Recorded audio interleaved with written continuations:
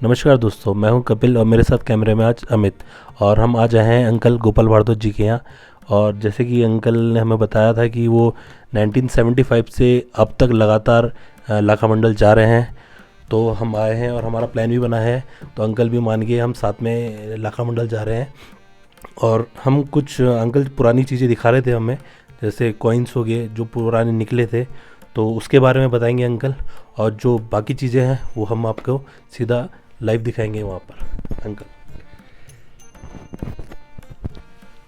देखिए, वैसे तो ये जो लाखा मंडल है इसकी हिस्ट्री बहुत ही व्यापक है। मैं तो अपने जितना मेरा अपनी विजडम है उसके हिसाब से आपको बता रहा हूँ, लेकिन ज़रूरी नहीं है कि मैं जो बात बता रहा हूँ उससे उससे वो एक लिमिट है या वो वहाँ पे फुल स्टॉप लगता है, क्योंकि ये बहुत ही व्यापक इसका मटेरियल है और बहुत ही प्राचीन जगह है।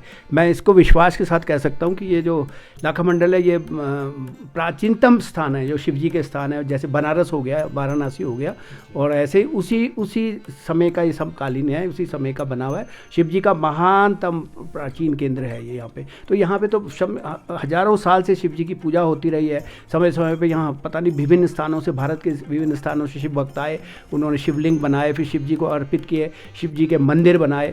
तो लेकिन जो हिस्टोरिकल एक हिस्ट्रिकल जो वो होते हैं, फैक्ट होते हैं, वो अपनी जगह होते हैं। एक विश्वास जो होती है वो अलग होती है, एक आस्था होती है जो लोगों की आस्था एक तरफ, लेकिन जो हमारे को हिस्टोरिकल जो वहाँ एविडेंस मिले हैं वो उसको दिखाते हैं। कम से कम वैसे तो मेरे पे जो मैंने डिटेल इसकी लिखी है राइटिंग में, महाभारत के और पुराणों से जो मिली है उसमें जो इसमें इस स्थान का उल्लेख किया गया है, लेकिन एज सच लाखा मंडल का नहीं लिया। लेकिन वहाँ जो चीज़ें निकली है, लगभग कुनिंदाओं का यहाँ पे राज था। जो ऐसे आप जानते हैं कुनिंद राजा हुए हैं, ये जनजातीय राजा होते थे भारत में उस टाइम। छोटे छोटे राज्य थे पूरे पंजाब से लेकर कश्मीर से लेकर हिमाचल में और आपके नेपाल बॉर्डर तक सारा हमारे भारत का, ये उत्तराखंड हो गया, कुमाऊं का क्षेत्र हो गया, छोटे छोटे राज्य होते थे उस समय। तो उन्होंने जो फिर सिक्के चलाए और उन्होंने किसको डेडिकेट किए, तो जो यहाँ लाखा मंडल में कुनिंदों द्वारा जो, क्योंकि वो शिव भक्त थे, शिव मत को मानने वाले थे, उन्होंने जो राजा on behalf of lord Shiva सिक्के चलाए, अमोघ भूति के सिक्के उनको कहते हैं। और वो चत्रेश्वर टाइप के भी हैं, एक हैं कुलिंदा टाइप के। दो तरह के वहाँ सिक्के मिले, कुछ चांदी के हैं, कुछ तांबे के हैं। और वो कुछ तो विदेश ले गए अंग्रेज अपने साथ और कुछ भारत के विभिन्न संग्रहालयों में रखे हैं। तो ये पूरा कश्मीर से लेके, मैंने जैसे बताया, ये कुनिंद राजाओं का जो साम्राज्य था, अम्बाला डिस्ट्रिक्ट को बॉर्डर करते हैं, पूरा हिमालय की जितनी तलहटी है उसमें राइट अप टू कुमाऊं तक और वो नेपाल बॉर्डर तक था। तो इस क्षेत्र में भी इनका राज्य रहा। तो ये वैसे तो कुनिंदों के जो सिक्के हैं उत्तराखंड में और पंजाब में कई जगह ये मिले हैं, हरियाणा में मिले हैं, और हमारे को यहाँ लाखा मंडल में मिले हैं जो सिक्के जो मैं ये मेरे पास है। उसका एक है, वो कम से कम 2000 या 2100 साल पुराना है। और ये चत्रेश्वर टाइप का सिक्का कहते हैं इसको। और इसके एक तरफ लिखा हुआ है गॉडेस, जो इसमें स्क्रिप्ट लिखी हुई है ना कुनिंदास कॉइन्स का, गॉडेस अर्दोक्षो स्टैंडिंग इन फ्रंट। जो फ्रंट साइड है जो इसका सिक्के का, उसमें होल्डिंग वो लोटस लेके खड़ी है, और किसी में वो कलश लेके खड़ी है। जो तांबे के है उसमें अलग है और जो चांदी के है उसमें अलग है। और जो उसका रिवर्स साइड है उसमें जो उन्होंने वो लिखा हुआ है, जो उसमें लिखा हुआ जो है वो लिखा है राणा कुनिंदासा अमोघ भूति महाराज। तो और उसमें जो और चीज़ें उसके अलावा लिखा है, मोनोग्राम में जो है स्वस्तिक का निशान है, नंदी पदा है, and tree in railing. Tree है एक, जैसे पहाड़ों में जो कहते हैं, हिमालय के राजा थे ना तो वो ट्री ज़रूर देवदार का पेड़ दिखाते थे, और एक रेलिंग टाइप की ऐसे दिखाया उसमें। और रिवर के सिंबल्स दिखाएं, जो नदी को ऐसे दिखाया है, जो पहाड़ों में ज़्यादातर दिखाई जाती है चीज़ों, क्योंकि पहाड़ों के हिमालय के उपत्यका जो थी उसमें राज करते थे, तो उन्होंने अपने पहाड़ों को दिखाया गया। लेकिन ये जो सिक्का है, ये इसमें ये कहा जाता है, ये एक राजा ने, जो भी राजा हुए हैं कुनिंदाओं के, इन्होंने अमोघ भूति नाम के शिव जी को डेडिकेट किए वो सिक्के। वो कहते थे हम भगवान के लिए क्या कर सकते हैं, on behalf of lord Shiva हम ये सिक्के जारी कर रहे हैं। तो अमोघ भूति कई हुए समय में, 400-500 सालों में, 6 सालों में, जितने भी राज्यों में आए होंगे, तो उन्होंने ये सिक्के जारी किए। और उस पर जो ये मैंने लिखा हुआ बताया, और अभी अगर और खोज की जाए तो और है। फिर उसके बाद कई और सिक्के वहाँ से मिले हैं, कोई 1000 साल पुराने हैं, कोई पंच मार्क के, सिल्वर मार्क से हैं, कुछ और भी मिलते रहे। जैसे मैंने बताया वहाँ 5 शिलालेख हैं।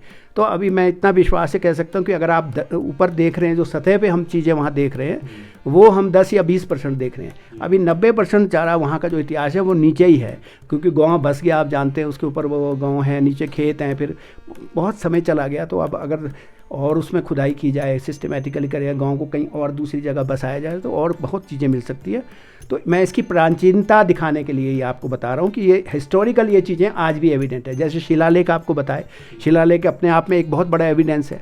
आज जो हमारे देश में कई मंदिर हैं पुराने, जिनके लोग, हमारे पुराने लोग जो थे, वो बुजुर्ग थे, वो भगवान के नाम से कहते थे हम भगवान पे कोई एहसान थोड़ी कि हम मंदिर बना रहे तो हम उसकी हिस्ट्री क्यों लिखें, रहने दो। बाहर के देशों में ऐसा नहीं था, चाइना वगैरह की या और कई जगह की हिस्ट्री जो मिल जाती है वो उस पर लिख देते थे कि इसने बनाया, इसने किया। लेकिन हमारे लोग क्योंकि भगवान को डेडिकेट करते थे, तो वो कहते थे हमने एक अपनी एक आस्था है हमारी, जो हमने ज़िंदगी भर शिव जी की पूजा करी, उसका एक चरम है कि हम एक मूर्ति बना दें, एक शिवलिंग बना दें, या एक मंदिर बना दें। आप जानते हैं मंदिर भी हमारे यहाँ पहले मंदिर पूजा नहीं होती थी, हमारे वेदों के समय तो पूजा नहीं, मंदिर का जो ये प्रथा चली है, जो वो भी बाद में चली है।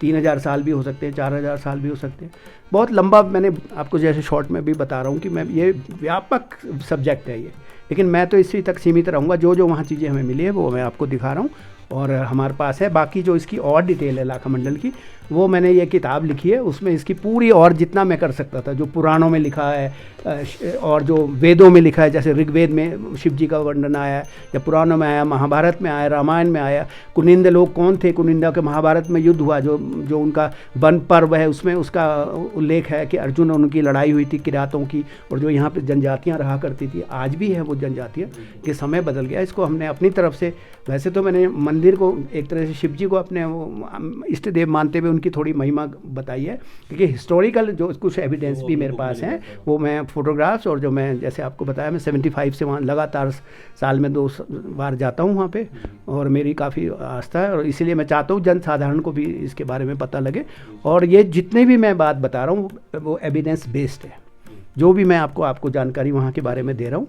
और आगे अभी भविष्य में कितनी नई जानकारियाँ लोगों को मिलती है, तो वो तो उसके बारे में मैं नहीं कह सकता। या कई चीज़ें मिट गई, या कई चीज़ें धरती के अंदर है, कई राइटिंग्स अभी इंस्क्रिप्शन जो हैं कई अभी हो सकता है धरती के अंदर, जो इसको और इसको हिस्ट्री को ऐड कर सकते हैं। लेकिन फिर भी जितनी मेरी अल्प बुद्धि है, जितनी भी मेरी थोड़ी बहुत कोशिश है, मैंने कोशिश करी है, आशा करता हूँ कि लोगों को अच्छी लगेगी। तो हम तो लाखा मंडल मिलते हैं आप लोगों को।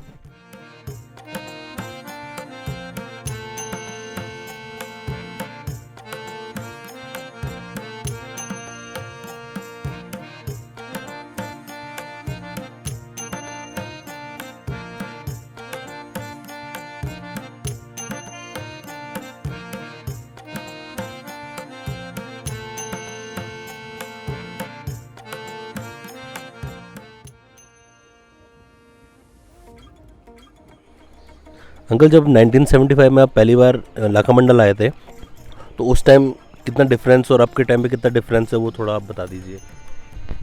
देखिए, जब मैं आया मसूरी से, तब तो ये पहले तो हमारे को मसूरी से रोडवेज़ की एक बस आती थी जो हनुमान चट्टी जाया करती थी, एक ही बस थी उसकी सर्विस। तो खैर हमने वो मिस कर दी, और हम ऐसे थोड़ा बहुत पैदल चले और लिफ्ट लेते हुए पहुँचे। और यहाँ पे कुछ भी नहीं था, जो आज आप ये पीछे बस्ती देख रहे हैं ना, कुआं नाम की, कुआं था, एक गाँव ऊपर को था, लेकिन सड़क पर कुछ नहीं था। सड़क पर एक छोटी सी दुकान थी, और हमने उससे पूछा कि हमने नदी पार करनी है, तो उसने कहा ये गरारी लगी हुई है, लेकिन शाम हो चुकी थी। तो उसने कहा आप सुबह जाना, तो हम सुबह उसी जहाँ उसने कहा आप हमारे यहाँ रुक सकते हैं, ज़मीन पे उसने हमारे लिए लकड़ी के चूल्हे पे खाना वाना बनाया और हमारे लिए सोने की व्यवस्था करी। उसके बाद फिर सुबह जब हमने देखा, तो यहाँ पुल तो तब था नहीं, जो आज हम पुल देखते हैं ना यमुना को पार करने वाला, तो यहाँ पे गरारी लगी हुई थी, जैसे अभी भी कई जगह होती है ना, एक लकड़ी की पेटी थी, और उसी में हमने यमुना पार किए, और वो एक तरफ से खींचते थे। मतलब उस समय, क्योंकि मैं जनवरी के महीने में आया था, तो थोड़ा यमुना में पानी कम था, और मैंने एक वो यहाँ के स्थानीय आदमी को देखा, उसके यहाँ कमर तक पानी आया, लेकिन वो वैसे ही पार कर रहा था बिना उसके। यमुना में उस समय बहुत कम पानी था, जनवरी में यूजुअली कम पानी होता है, तो अब तो प्रिमिटिव था। और जब हम आए तो यहाँ से हम नीचे से जो अब आने आप तो गाड़ी आ जाती है, तब तो हम पैदल आए पूरा ऑल द वे 6 किलोमीटर जो है उधर पगडंडी थी, और काफ़ी सन्नाटा सा छाया हुआ था जब हम आए। बहुत कम लोग थे यहाँ पे लाखा मंडल में, तो बहुत ही कम जनसंख्या थी और एक ऐसा अजीब सा वो सन्नाटा सा था। तो हमने यहाँ पूछा कई लोगों से जो कुछ हमको मिले, तो उन्होंने कहा कि यहाँ पे तो शापित है ये जगह, मतलब यहाँ पे पांडव रहे हैं और पांडवों ने अपने भाईचारे और अपने पूर्वजों को, अपने बुजुर्गों का, अपने गुरुओं का वध किया और महाभारत में एक भूमि के टुकड़े के लिए। तो यहाँ पे वो उनकी भूमि है ये, लेकिन ये ज़्यादा इसमें लोग रहते नहीं। लेकिन गांव अपने आप में, ये जो स्थान है ये अपने आप में बहुत ही प्राचीन है, बहुत ही प्राचीन है, जिसे आप कह सकते हैं कि यहाँ पे तो हज़ारों साल से यहाँ पे लोग रहे हैं। और चाहे वो ऋषि मुनि रहे हैं, चाहे जो ये आप गुफाएं देखते हैं, यहाँ पे जो हरमिट रहा करते थे, शिव जी की पूजा किया करते थे और अपने शिव जो इष्ट देवता शिव हैं तो उनके वो लिंगों की रचना करते थे।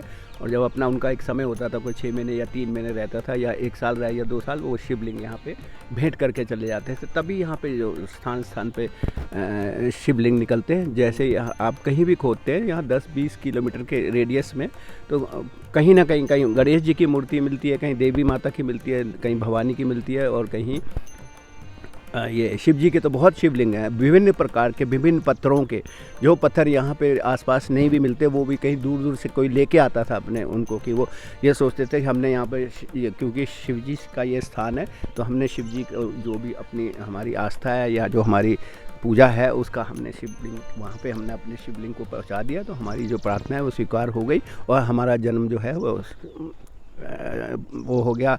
जो हमने इस धरती पे जन्म लिया, उस समय ज़्यादा लोगों की आकांक्षाएं ज़्यादा नहीं होती थी, अपना बस खेती बाड़ी कर ली, जो भी उनका उस समय रोज़गार होता था, और उसके बाद भक्त पूजा पाठ में अपना समय व्यतीत करते थे। यहाँ पे हज़ारों साल पहले ये जो पहाड़ी है ऊपर, इस पे गुफाएं थी और इसमें अंडरग्राउंड केव्स थी। वो तो अंडरग्राउंड अंग्रेज़ों ने तो 200 साल पहले लिखा है, उन्होंने भी, जैसे आप आज मेरे से पूछ रहे हैं, अंग्रेज़ों ने 200 साल पहले यहाँ के स्थानीय लोगों से तब पूछा था कि ये सुरंगें क्यों थी। तो कईयों ने बताया कि जब कभी आक्रमण होते थे आपस में राजाओं के, तो उसमें छुप जाते थे, या उनके छुपने के रास्ते थे निकलने के। यहाँ से यमुना में रास्ता निकलता है, नीचे आपने देखा पांडव गुफा है, नीचे रास्ते में जब आप लाखा मंडल की तरफ आओ ना, तो वहाँ एक पांडव गुफा है, तो वहाँ पे पूजा होती थी और पांडव रहे होंगे उसमें। लेकिन ये बहुत पुरानी बात है, एग्जैक्टली तो मैं नहीं बता सकता, लेकिन पांडव यहाँ पे 2 बार रहे हैं, 2 बार आए। एक बार तो जब ये अज्ञातवास में थे, आप जानते हैं 13 वर्ष का उनको अज्ञातवास था, तो वो बिल्कुल ये था कि अगर एक बार भी दिखाई दिया जाए तो दोबारा उनको 13 वर्ष का वनवास होगा। तो क्योंकि ये शिव जी का स्थान था, शिव जी से रिलेटेड हज़ारों साल, तभी यहाँ पांडव आए और पांडवों ने यहाँ पे, उन्होंने भी शिव जी को यहाँ बड़े बड़े ये शिवलिंग बनाए और यहाँ पे अपना समय व्यतीत किया। उसके बाद फिर वो यहाँ से हिमाचल होते हुए, जैसे आप देखते हैं हिडम्बा माता है, यहाँ से चक्रौता होते हुए फिर हिमाचल चले गए, बैजनाथ चले गए। वैसे तो आप पांडवों को तो आप ओमनी प्रेजेंट कह सकते हैं, इंडिया में उनकी प्रेजेंस हर जगह है। पाकिस्तान में एक कटास राज जगह है, शिव जी का बहुत प्राचीन मंदिर है, जैसे ये जगह है, या आप बनारस का कह सकते हैं, ऐसी कटास राज मंदिर है, वहाँ भी ऐसी है। आज तो खैर वो भग्नावस्था में है थोड़ा बहुत, अब उसकी पाकिस्तान गवर्नमेंट उसकी देखभाल कर रही है। तो ऐसे ही शिव जी ये पांडव जो थे, वो आप जानते हैं, पांडव अगर आप छत्तीसगढ़ जाएँ तो वहाँ भी लोग बताएंगे आपको उन पांडवों से रिलेटेड स्थिति। तमिलनाडु में जाएंगे तो वहाँ भी कहेंगे, वो जो समुद्र के किनारे बड़े बड़े आकृतियाँ बनी हुई है, तो कहते हैं ये पांडवों द्वारा बनाई गई, ये भीम ने बनाई थी, ये अर्जुन ने बनाई थी। आप नागालैंड में जाइए, मणिपुर साइड में जाए, वहाँ भी पांडवों का आता है कि अर्जुन ने वहाँ विवाह किया था, अर्जुन ने इतना समय व्यतीत किया। नेपाल में तो आपको पता है, नेपाल में विराटनगर में तो उनकी वो शादी हुई है, और विराट जो है नगर तो महाभारत काल में उसका उल्लेख हुआ है सब कुछ। तो इस तरह से ये जो इसकी तो महानता मैं आपको और समय समय पर बताता रहूँगा। इसकी ये प्राचीनतम भारत के शिव मंदिर से, शैव मत से लेके मत से में जो है, शैव मत को मानने वाले या शैव धर्म का या शिव जी का इटसेल्फ प्राचीनतम स्थान में से एक स्थान है।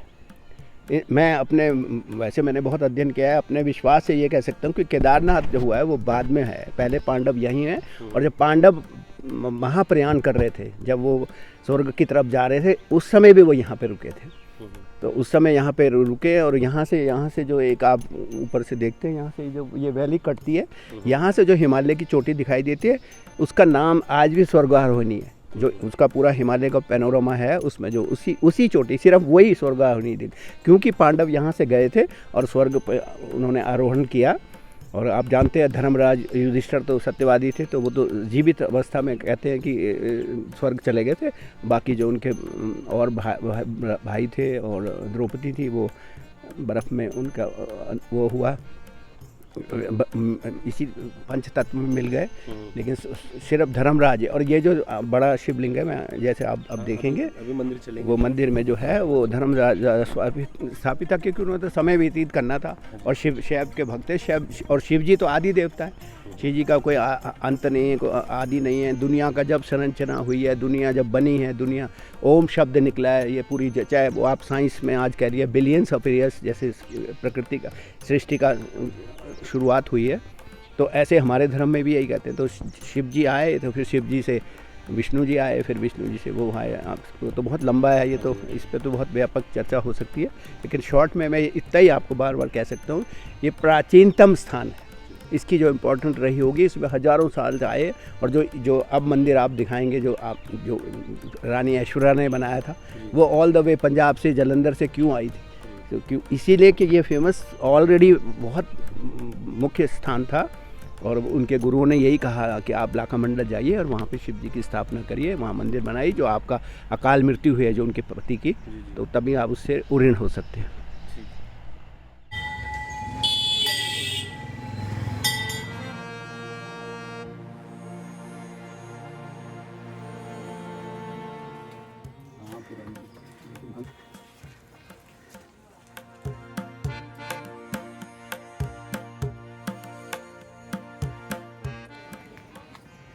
आओ जी, आओ जी, भजी बाबा।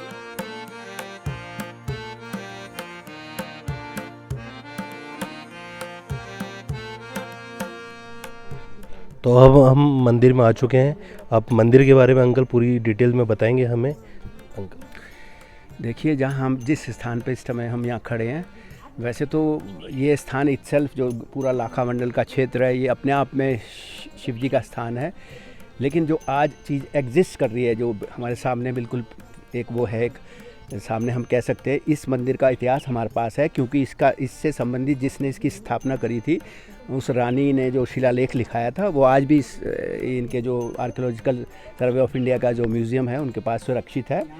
वैसे तो इससे उत्तराखंड इसके लाखा मंडल के 5 शिलालेख हैं, लेकिन उनमें से एक आज जो बहुत अच्छी हालत में है और वो पाली भाषा में लिखा हुआ है, और उसमें इसका सारा इतिहास लिखा है, क्यों ये मंदिर क्यों बनाया गया था, कौन थे वो लोग, और ये कहाँ से आए थे, और इसके मूल कारण क्या था इस मंदिर को बनाने का। तो मैं आपको बताऊं, इसका तो जो शिलालेख है उसमें 23 श्लोक हैं और वो पाली भाषा में लिखे हैं, लेकिन जो उसकी स्क्रिप्ट पाली है और लैंग्वेज संस्कृत है। तो 1880 में यहाँ जो आए थे अंग्रेज़ अधिकारी आए थे, उन्होंने जो यहाँ से उस तत्कालीन जो यहाँ के निवासी थे उनसे जब इसके बारे में पूछा, तो उन्होंने कहा सर हम ये शिलालेख में इसके बारे में लिखा हुआ है। तो उसने लिखा है कि हाँ, यहाँ 3-4 शिलालेख उस समय भी बचे हुए थे। तो वो जर्मन एक वैज्ञानिक था, जर्मन विद्वान था, उसने इसका अनुवाद कराया और उसमें ये इसका पूरा इतिहास लिखा है कि जो ये जालंधर से आई थी राजकुमारी, और इसके जो पति थे चंद्रगुप्त, उनकी अकाल मृत्यु हो गई थी हाथी से गिर के किसी, और वो तो उनके गुरु ने कहा कि आपकी उस समय अकाल मृत्यु होना युवा पति के, तो वो अशुभ माना जाता था कि इसने अपने पति के अकाल मृत्यु हो गई। तो उस पाप से अपने को दूर करने के लिए उनके गुरु ने कहा कि लाखा मंडल जाइए, हिमालय में एक लाखा मंडल नामक स्थान है, वहाँ पे शिव जी का स्थान है, वो बहुत ही प्राचीन, आप वहाँ जाके शिव मंदिर की स्थापना करें, तभी आप इस पाप से दूर हो सकते हैं। तो वो यहाँ पर आई और यहाँ पे उन्होंने वो मंदिर बनाया, ये शिव मंदिर जो देख रहे हैं आप। लेकिन ये जो शिवलिंग है, इसको कहते हैं पांडवों ने जब अपना अज्ञातवास में वो यहाँ पे रहे थे, तो धर्मराज ने खुद युधिष्ठिर ने इसकी स्थापना करी थी। इसे धर्मराज भी कहते हैं, इसे यहाँ पे केदारेश्वर भी कहते हैं, और इसे विश्वेश्वरा भी कहते हैं, क्योंकि रानी ऐश्वर्या थी तो उनको विश्वेश्वरा भी इनको कहते हैं, उन्होंने नाम रखा।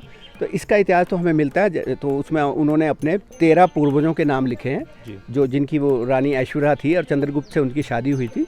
अब ये चंद्रगुप्त गुप्त साम्राज्य के थे या कोई अपने आप में सेनापति थे, लेकिन थे वो इम्पोर्टेंट थे। और जालंधर आज में जो पंजाब में है वहाँ से ये आए थे और इन्होंने यहाँ पे इसकी स्थापना करी और उसका शिलालेख बनाया। और जैसे मैंने आपको बताया क्यों इसकी स्थापना हुई थी, तो इसका इतिहास तो हमें मिलता है और आज भी विद्यमान है और हमारे पे इसका पूरा कंप्लीट है। इसमें 23 श्लोक हैं और मेन श्लोक जो मैं आपको इसका एक बताना चाहूँगा, जो मेन श्लोक में इसकी महत्ता बताने के लिए कि रानी ने जब इसको बनाया था तो उसने इसका उसमें ये लिखवाया था। वैसे तो उसने पूरा वो लिखाया तो, लेकिन ये जो एक श्लोक है वो काफ़ी फेमस है।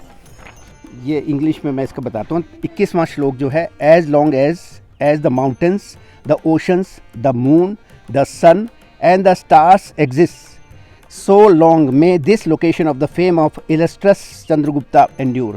चंद्रगुप्त राजा था ना जो उनके पति का, उसने इस मंदिर को बनाया था, लेकिन उसने कहा है कि जब तक सूर्य चांद और ये सितारे रहेंगे तब तक इस मंदिर की कीर्ति बनी रहेगी।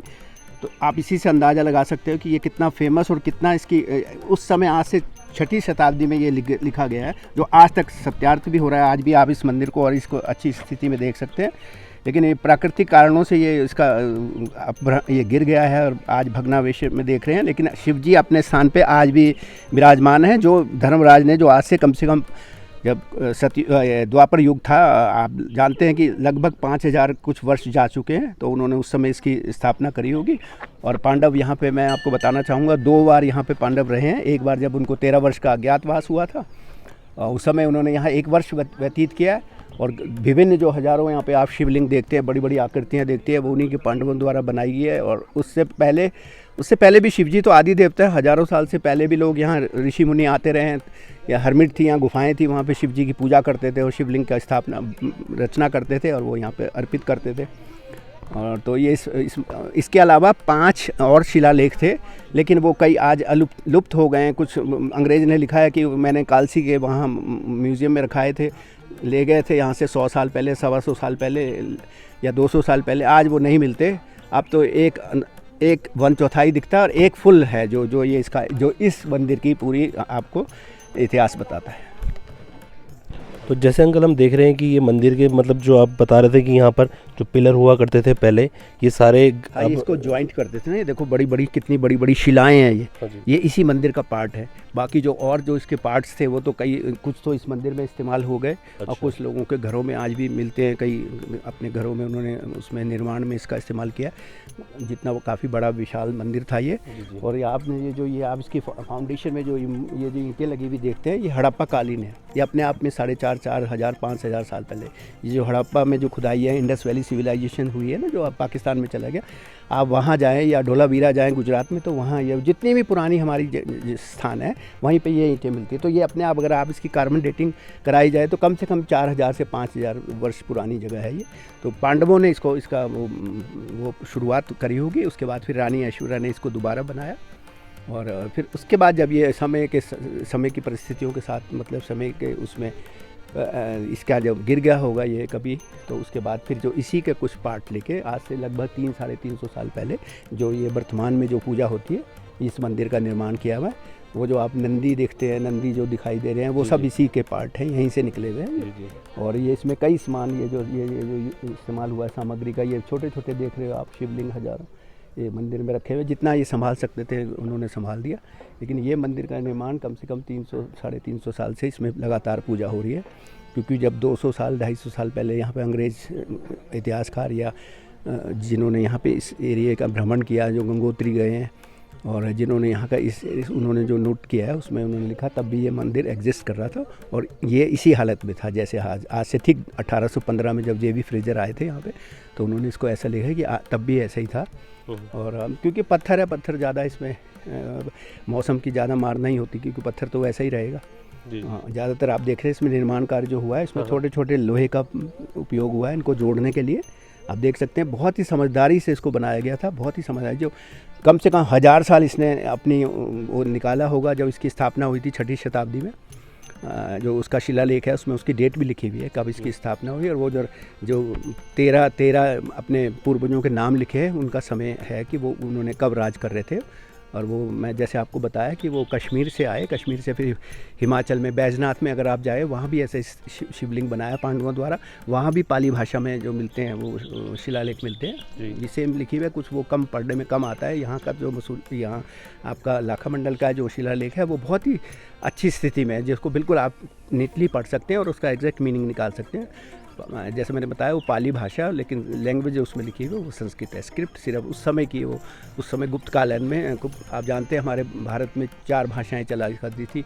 एक संखलिपि थी, एक खरोष्ठी थी, एक पाली थी, एक संस्कृत तो खैर आदि काल देवताओं के और हमारे आर्यों के ज़माने की संस्कृत लैंग्वेज है।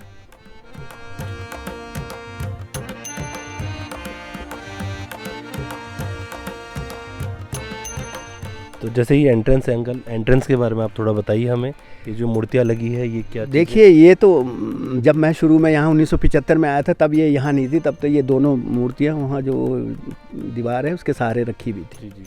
और ये कालांतर में स्थानीय लोगों ने यहाँ पे उनकी यहाँ पे स्थापना कर दी, और वो इसकी व्याख्या करते हैं कि ये द्वारपाल हैं या जय विजय हैं। लेकिन जो आज से मैंने जैसे बताया जो अंग्रेज आया था यहाँ पे 1815 में जेम्स बेली फ्रेजर था, वो पॉलिटिकल एजेंट था। जब गोरखों को हरा के अंग्रेज़ों ने इस एरिया में कब्ज़ा कर लिया था, यहाँ पे अपने साम्राज्य में इसे मिला लिया था, तो वो उसका भाई कुमाऊँ का कमिश्नर था और वो यहाँ पे होता हुआ गया यहाँ से विकास नगर से इधर से, और वो जहाँ से गंगा जी ये यमुना निकलती है वहाँ तक गया और फिर यमुना जी के वो सोर्स भी देखे। तो तब वो यहाँ रुका, यहाँ इधर कोटा होते हुए ऊपर से आया पैदल से, यहाँ पे उसने देखा तो यहाँ के लोगों से उसने पूछा कि इसका क्या सिग्निफिकेंस है, क्या है। तो उन्होंने लोगों ने जो उस समय के इनके जो यहाँ के आज बाशिंदे हैं उनसे पूछा, तो उन्होंने कहा सर ये पांडवों ने बनाया, ये पांडवों ने युधिष्ठिर महाराज ने इसकी स्थापना करी है, और ये 5 पांडवों की आदमकद मूर्ति है, लाइफ लाइक जो स्टैचूज़ है वो इसमें है, क्योंकि यही इन्होंने ये बनाया था ना, शुरुआत इसी से हुई। तो ये तब तो मैंने इनको वहाँ देखा था, लेकिन बाद में इसकी स्थापना यहाँ कर दी, और आज इसको इनको ये जय विजय भी कहते हैं और कोई इनको द्वारपाल भी कहता है, लेकिन वो गलत है, मेरी अपनी समझ के वो गलत है, क्योंकि उनको पिछले जो 200-250 साल पहले जो बात लिखी गई है और जो यहाँ के लोगों ने बताया है, काफ़ी और कुछ भी बताया, मैं आपको बताऊँ। जेवी फ्रेजर के बाद सर्वे जनरल आए थे यहाँ पे, जो जॉर्ज एवरेस्ट से पहले जो सर्वे जनरल थे जॉन हॉसन, वो 1817 में फिर आए यहाँ पर। 1815 में जेम्स बेली फ्रेजर आए थे और 1817 में वो यहाँ पे आए थे।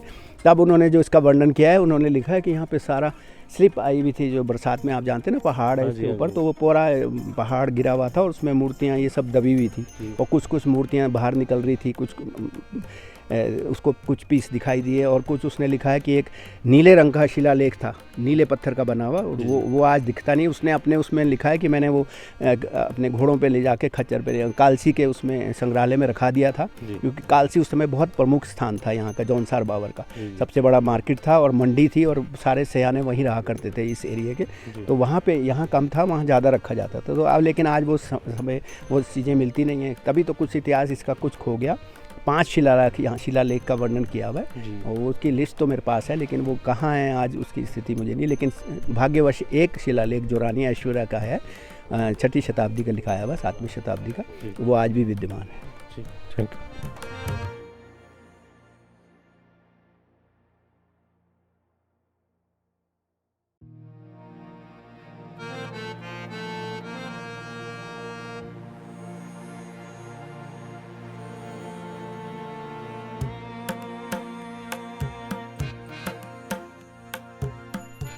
जैसे अंकल यहाँ हम देख रहे हैं बहुत सारे शिवलिंग है, इनके बारे में आप कुछ बताइए। देखिए जैसे आप जानते हैं, मैंने आपको बताया ये बहुत ही प्राचीनतम स्थान है शिव जी का।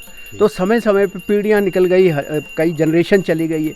हमारे पूर्वजों में से जो भी शिव भक्त रहा होगा या भारत के किसी भी स्थान से यहाँ पे आए, तो उन्होंने अपने जहाँ से वो आए थे उस स्थान का जो पत्थर होगा, जो विशेषता होगी, ब्लैक बेसॉल्ट पत्थर होता है, वो दक्षिण भारत में मिलता है, कुछ छत्तीसगढ़ में मिलता है, कोई मध्य प्रदेश में मिलता है, कोई बिहार में मिलता है। तो वहाँ से जो आए वो अपने साथ ऐसे शिवलिंग आए हैं यहाँ पे, उनको यहाँ पे शिव जी के स्थान पे रखने के लिए, अपनी भक्ति दिखाने के लिए, अपना डेडिकेशन दिखाने के लिए। तो ये आप देख सकते हैं, इसका रंग तो कुछ लाल है, ये बहुत ही प्राचीन है। ये अब तो ये कुछ खंडित अवस्था में है, ऐसे ये हरे रंग का है, और ये इतने बड़े बड़े विशाल शिवलिंग है, ये देख रहे हैं आप, ये देखिए। और ऐसे तो धरती के अंदर यहाँ हज़ारों हैं, पर ये कुछ एक्सपोज है, जो ये मंदिर के जब समय समय पे कुछ खुदाई हुई होगी तो निकलते रहते हैं, कई तो 10 किलोमीटर 20 किलोमीटर के रेडियस में निकलते हैं, लेकिन ये मंदिर के प्रांगण में इसलिए संभाल दिया कि इनकी ज़्यादा महत्ता रही होगी, क्योंकि ये विशेष हैं। जो ज़्यादातर यूजुअली वो लाल पत्थर और जो उस तरह का जो है ऑरेंज है वो शिवलिंग, वो पत्थर बहुत ही रेयर होता है। ये जो है ये तो बहुत ही विशेष है, ये बहुत ही विशेष है। आप इसको देखो, इसका रंग काला नहीं है, ये स्टैम्प है ना, मैंने इसकी फ़ोटो देखी है, ऑरेंज कलर का है, ये हरे रंग का है, हरा रंग आ रहा है। और ये जो नंदी है, ये नंदी भी उसी के पार्ट हैं, पुराने मंदिर के उसमें थे, तो उनको फिर यहाँ इन्होंने जो वर्तमान मंदिर है उसमें रख दिया गया। और ऐसे शिवलिंग कुछ उधर उनके मालखाने में पड़े हैं, कुछ खंडित हैं। आप जानते हैं खंडित शिवलिंग की पूजा नहीं होती, तो वो जो है फिर बाकी जो अंदर मेन जिसमें आज वर्तमान में पिछले 300-350 साल से पूजा हो रही है, वो प्राण प्रतिष्ठा हुई होगी कि ब्राह्मणों ने की होगी प्रॉपर वो क्योंकि वो तो बड़े मंदिर में तो जो शिवलिंग है वो आज भी विद्यमान है। तो 350-400 साल पहले जब इस मंदिर की स्थापना हुई है तो उसका कुछ पार्ट तो लगाया गया, लेकिन जो शिवलिंग है उसकी प्राण प्रतिष्ठा हुई होगी, वो भी अपने आप में विशेषता लिए हुए। ठीक है।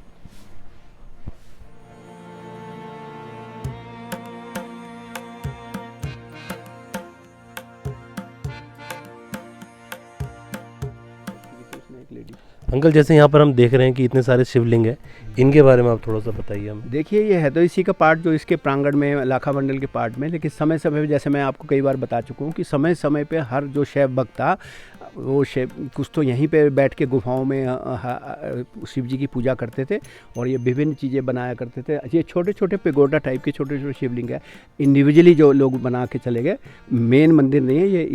ये देखो, आप छोटे देख रहे हैं, वो उधर देख रहे हैं, उधर देख रहे हैं, और ये पहाड़ के इसके पीछे भी है। ये तो पहाड़ आया ओवर द ईयर, हज़ारों साल में मिट्टी आ गई तो कई चीज़ें दब गई। अब आप यू नेवर नो इसके पीछे और कितनी चीज़ें मिल सकती है।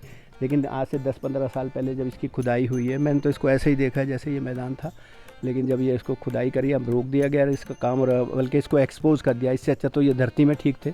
अब ये प्राकृतिक के प्रकोप से ये ख़राब हो जाएगी धीरे धीरे। ये सब चीज़ें या तो इसको संभालें या इसको शेड को इसको ढक के, जिससे इसको धूप और पानी से बचाया जा सके। छोटे छोटे शिवलिंग ये देखो, जो जिसकी जितनी वो श्रद्धा होती थी, वो बड़ा शिवलिंग, छोटा शिवलिंग, विभिन्न प्रकार का शिवलिंग। ये देखिए, ये कार्विंग हुई हुई है ह्यूमन शेप में, जो भगवान का जो एक तो लिंग रूप में, एक जो इसमें मनुष्य के उसमें है प्राणी के रूप में, तो वो देखिए आप, ये मूर्तियां हैं जो।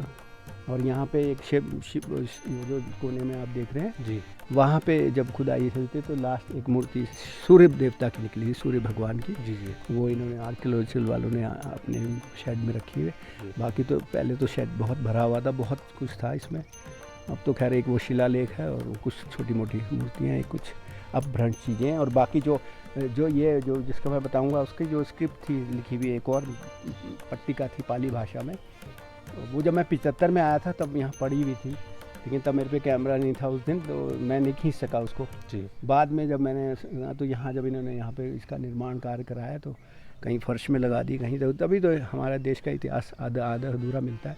उसको संभालने वाला बहुत कम लोग रहे हैं, और इस बात को जो समझते हैं कि उसकी कीमत क्या है, उसको संभालना चाहिए। वो इतिहास खो गया जी।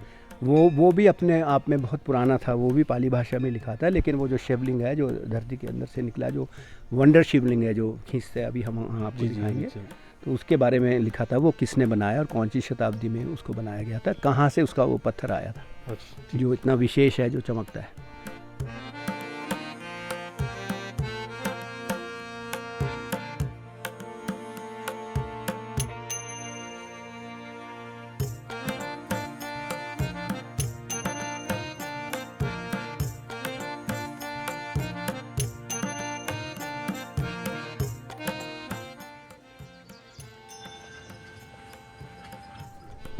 अब हम आए हैं एक और शिवलिंग के पास। अब यहाँ पर जो मान्यता है ये है कि जब हम इसमें पानी डालते हैं तो हमें अपना रिफ्लेक्शन मिलता है, तो हम इसके बारे में जानकारी अंकल से लेना चाहते हैं पूरी।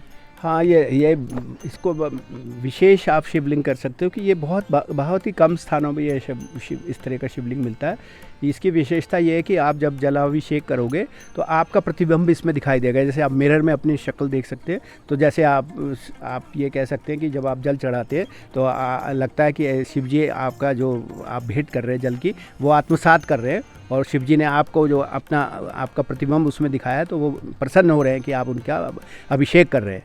ये अपने आप में बहुत ही, और ये ब्लैक स्टोन का बेसॉल्ट पत्थर है, ये ज़्यादातर उत्तर भारत में कम मिलता है, ये दक्षिण भारत में कर्नाटक राज्य में मिलता है। हो सकता है ये, इसका थोड़ा इतिहास, संक्षिप्त इतिहास जो है हमारे पास 9वीं शताब्दी में है। कुछ मैंने कहा ना, यहाँ से जो कुछ निकला था, जो राइटिंग्स यहाँ की निकली थी, फ्रेगमेंट निकले थे। जब मैं यहाँ शुरू में 1975 में आया था, तो कुछ फ्रेगमेंट यहाँ पड़े हुए थे अलग अलग जगह। तो दुर्भाग्यवश उस समय मेरे पे बहुत बढ़िया कैमरा नहीं था, और मैंने खींची फ़ोटो थी, लेकिन वो मेरे नेगेटिव खो गए। उसमें इसका विस्तृत विवरण था, लेकिन अब जो मेरे पे थोड़ा बहुत इसका जानकारी है जो मैंने प्राप्त करी है, 9वीं शताब्दी में इसकी स्थापना हुई थी, और ये वर्षों तक ज़मीन में छुपा रहा, मतलब ज़मीन में रहा ये, लेकिन और करीबन ये 20-22 साल पहले यहाँ खुदाई हो रही थी, तब ये दोबारा इसकी ये प्रकट हुए और इसकी दोबारा स्थापना हुई। और ये मैंने जैसे कि बताया, ये बहुत ही वंडर शिवलिंग कहता हूँ मैं इसको, और वो क्योंकि इसमें आपका खुद ही प्रतिबिंब दिखाई देता है, देखिए। और अगर आप इसको भस्म से इसकी अभिषेक करें, भस्म से इसको वो करें, और उस पर दही डालें और उसको शहद डालें, तो ये और चमक जाएगा, बिल्कुल जैसे आप बिल्कुल मिरर को देख सकते हैं, शीशे को देख सकते हैं। आप अपनी प्रतिबिंब आज भी अभी भी देख सकते हैं उसमें आप जो, और शिव जी आपसे प्रसन्न है। इसका एक ये भी हो सकता है कि शिव जी आपको आत्मसात कर लिया शिव जी ने, और आपकी जो भेंट है जो जल की, उससे शिव जी ने कहा कि मैं प्रसन्न हूँ, तो आपकी प्रार्थना भी स्वीकार हो गई। इसका विस्तृत इतिहास जो है वो समय के अनुसार मैं आपको बता दूंगा, और वैसे मेरे जो कंबाइंड इसकी किताब की है, जो कंपाइल की है, उसमें इसका विस्तृत विवरण पूरा है। देखिए, जैसे आप कहते हैं ना, मैंने आपको बताया कि यहाँ पे पांडवों ने अपना कई एक वर्ष अज्ञातवास में व्यतीत किया, और जब महाप्रयाण के लिए वो यहाँ से गए, जब उनकी मृत्यु थी, तो इसी रास्ते से होके गए, क्योंकि वो अपने अज्ञातवास में यहाँ रह चुके थे, और उन्होंने शिवलिंग की स्थापना करी। तो यहाँ जो हिमालय की पूरी श्रृंखला जैसे मसूरी से दिखाई देती है, या आप और जगह जाइए, गढ़वाल के कई स्थानों से दिखाई देती है, लेकिन यहाँ से जो दृष्टि चोटी नज़र आती है जो हिमालय की, उसका नाम है स्वर्गारोहिणी। स्वर्ग, आप जानते हैं, स्वर्ग, पांडव स्वर्ग चले गए थे, और युधिष्ठिर तो शरीर वहाँ स्वर्ग में गए हैं। तो वो चोटी यहीं से वो बस सिर्फ वही चोटी जो है हिमालय की, वो यहाँ से दृष्टिगोचर होती है। ये भी अपने आप में वो है कि आप इसे कह सकते हैं, क्योंकि पांडवों ने यहीं से हिमालय को देखा होगा, और उन्होंने यहीं से फिर वो हिमालय में गए, और उसके बाद आप जानते हैं जैसे उनके प्राण त्यागे उन्होंने, द्रौपदी ने, और उनके भाई जो अर्जुन थे, भीम थे, और सहदेव और नकुल थे, और द्रौपदी ने, लेकिन और उनको तो लेने साक्षात यमराज खुद आए थे, क्योंकि वो सत्यवादी युधिष्ठिर थे। तो उन्होंने जीवन भर कभी असत्य नहीं बोला और धर्म पे चलते थे, तभी उनका दूसरा नाम धर्मराज भी है। तो वो शरीर इसी इससे स्वर्गारोहिणी तभी उसे कहते हैं। उन्होंने वहाँ से स्वर्ग को आरोहण किया, स्वर्ग से चले गए वहाँ। वैसे आप अगर माना की तरफ जाए, बद्रीनाथ की तरफ जाए, तो वहाँ भी एक सातों पंथ नाम का हिमालय का पहाड़ है।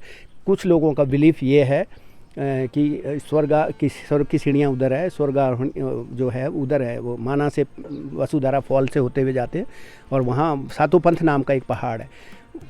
अपने अपने क्षेत्र को लोगों ने, हो सकता है उनका बिलीफ हो, लेकिन मैं जो सोचता हूँ, क्योंकि ये शिव जी का स्थान था और यहाँ पांडव रहे हैं, और यहाँ से सिर्फ वही चोटी का दिखना, ये अपने आप में एक अपनी वो विशेषता दिखाता है कि ये स्थान ऐसा था और इसकी लोकेशन ऐसी थी, और पांडवों ने हो सकता है यहीं से हिमालय को देखा होगा, और वो यहीं से उन्होंने फिर जो रास्ता वो जो हिमालय की तरफ चले गए, तो इसीलिए उसे स्वर्गारोहणी कहते हैं।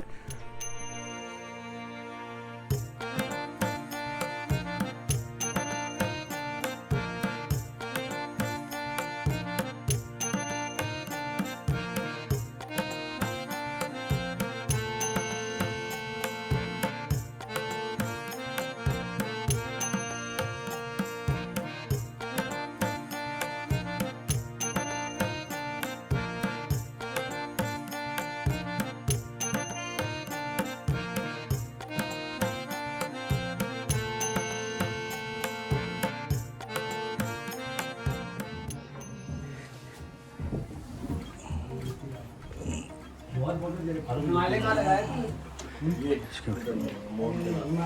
ना, वो नहीं, वो तो मैंने माउंट प्लेस तो अलग है, फोटो बना रखी थी। वो कहाँ है हिमालय की फोटो? अरे लाइन का है ऊपर, इनको स्वर्गारोहणी दिखा।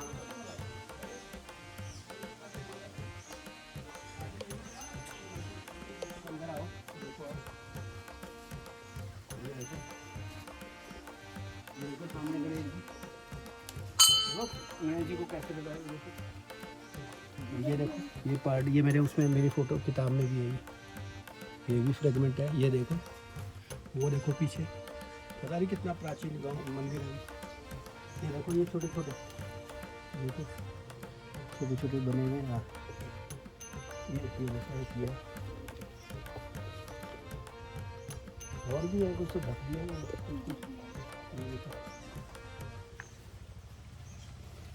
ये गणेश जी है, एक ये पार्ट है, एक गणेश जी वो है। वो देवी है सामने, दुर्गा माता।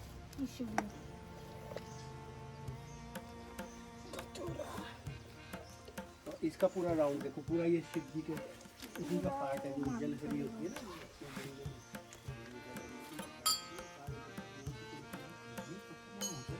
पता नहीं कहाँ से लाए गणेश जी है मेरे, ये भी गणेश जी। इसमें आज पूजा होती है, शस्त्र रखे गए, त्रिशूल वगैरह। हाँ, इसमें पूजा होती है। ये देखो शिवलिंग यहाँ निकले हुए, ये देखो, ये देखो शिवलिंग, कोई वैसे है जरा थोड़ा क्रूड रूप में, कोने में भी है। वो बाहर जो निकले वो भी ये पार्ट ही है ना मंदिर का। हो सकता है ये सेंक्टम सेंटोरियम रहा होगा, या पेड़ भी अपने आप में देखो कितना पुराना है, पीपल का पेड़ है ना, पीपल का ही है, बरगद का होगा, ऐसे पीपल का ही होता है, पुराना है ना। तो इसको देखो, इसके पास निकलते जा रहे हैं, तीन चार पेड़ है एक साथ झुंड है। देखो, ये अलग है, ये अलग है, ये अलग है, ये अलग है, ये अलग है।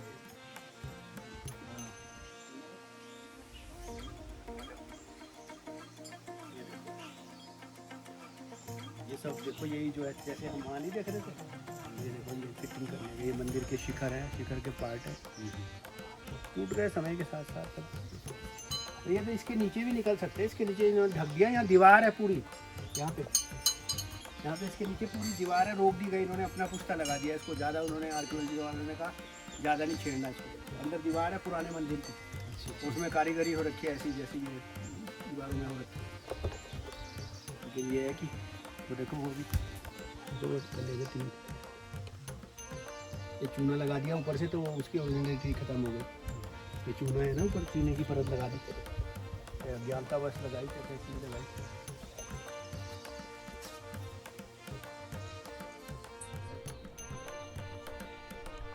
जैसे कि हम अब धौरा गांव में पहुंच चुके हैं और हमें पता चला है कि 2022 में शिवरात्रि से एक दिन पहले यहाँ पर ये शिवलिंग प्रकट हुए थे। तो अंकल इनके बारे में बताएंगे यहाँ पर।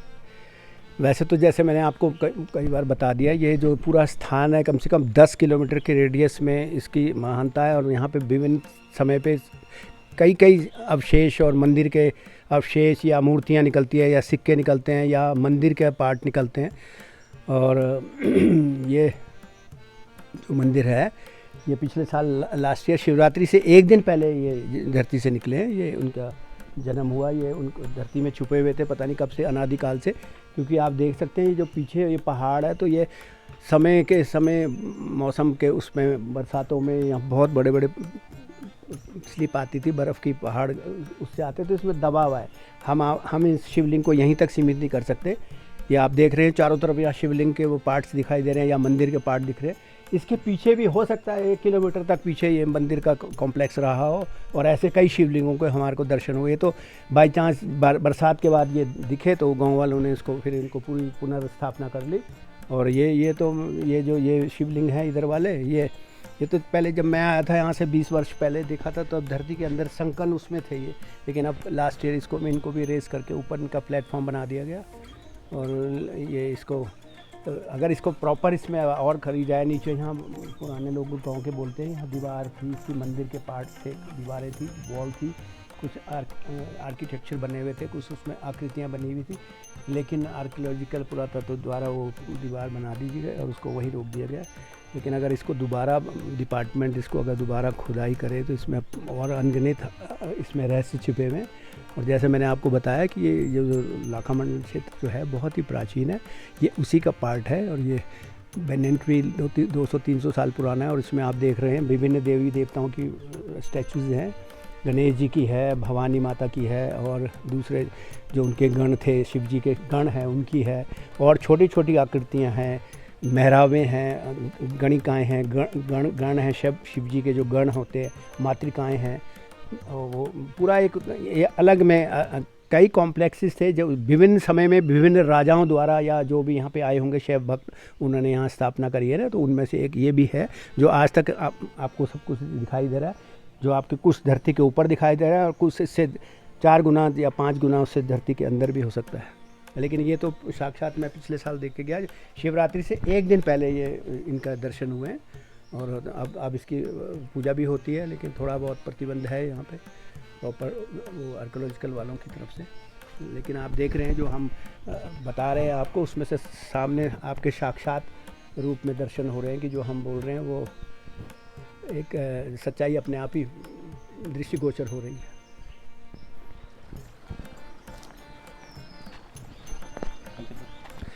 देखिए, जैसे कि आप जानते हैं कि ये इसका नाम है धौरा देवी। तो यहाँ भवानी का मंदिर भी है, और वैसे तो मूर्तियाँ तो यहाँ गणेश जी की भी है, शिव जी की भी है, और बहुत बड़ा विशाल मंदिर रहा होगा। लेकिन हमारे हिंदू धर्म में जैसे सब मूर्तियों की स्थापना की जाती है, लेकिन ये जो स्थान है जैसे धौरा देवी है, भवानी है, तो आप जानते हैं प्राचीन काल से देवी को बलि दी जाती है। तो ये जो पीछे मेरे पीछे आप स्थान देख रहे हैं, यहाँ पे आज से लगभग 50 साल पहले जब मैं यहाँ आया था, तब मैंने खुद देखा है यहाँ पे बलि दी जाती थी देवी के नाम से ना। लेकिन उसके बाद पद्मश्री अवधेश कौशल जो है, उनके प्रयासों से उसको बलि प्रथा को एक कुप्रथा माना गया। और एक बार यहाँ पे एक सुप्रीम कोर्ट के जज आए थे, उनके प्रयासों से और अवधेश कौशल जी के प्रयासों से अब बलि प्रथा बंद हो गई है। लेकिन जिसको बलि करनी होती है, वो जो अपने जो पशु बलि होती है, वो वैसे ही यहाँ पे छोड़ देते हैं यहाँ इस स्थान में। आज भी यहाँ पे 30-40 जो देवी के नाम के वो पशु घूमते रहते हैं। तो अब वो एक बंद हो गई है, लेकिन एक यहाँ प्रथा थी, वो मैंने खुद भी देखी है। जब मैं आया था यहाँ पे 1975 में पहली बार आया था, तो यहाँ होती थी। और एक ये आप जानते हैं, ये तो बलि प्रथा तो हमारे देश में देवी को दी जाती है स्थान स्थान पे। लेकिन अब धीरे धीरे समय बदल रहा है, तो अब ये जीव हत्या नहीं होती, लेकिन जीव जो बलि के लिए रखे जाते हैं, उनको यहाँ आके छोड़ दिया जाता है।